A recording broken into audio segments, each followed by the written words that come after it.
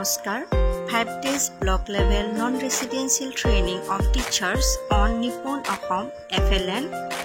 2024 বৰ্ষৰ আজি প্ৰথম দিন দলগাঁও শিয়ালমাৰী এডুকেশ্যন ব্লক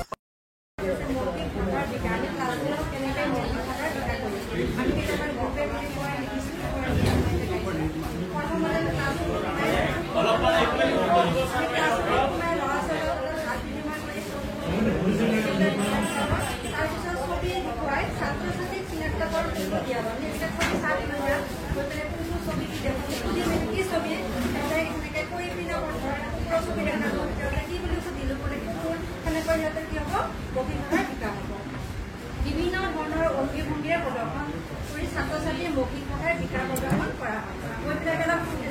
এইবিলাক অংগীভংগী নাচি দিলোঁ অলপ এনেকৈ খালোঁ অংগীভংগীৰে কি কৰিলোঁ এনেকৈ দেখালোঁ বোলে খালে কান্দাত আৰু কি কৰিলোঁ বোলে কান্দিলে সেই এনেকুৱা ক্ষেত্ৰত কি হ'ব মৌখিক ভাষাৰ বিকাশ দিশবুকৰ ব্যৱহাৰ জড়িত আমাৰ দিশবুক এখন আছে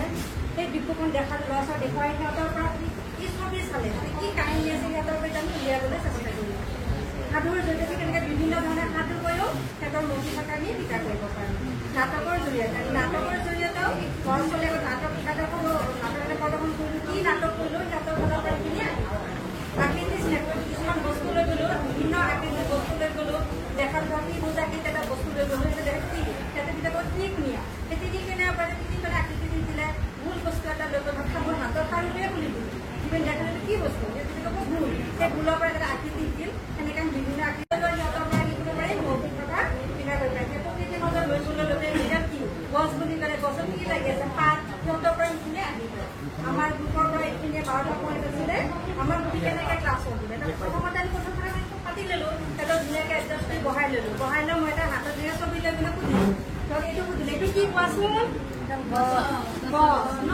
গছত কি বহি আছে চৰাই এইটো কি আলু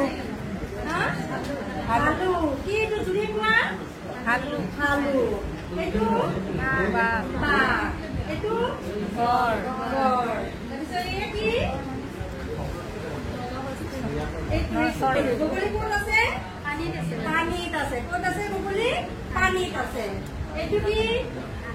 হাতী এইটো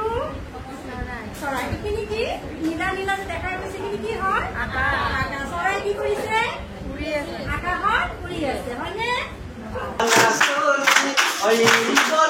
লাগিব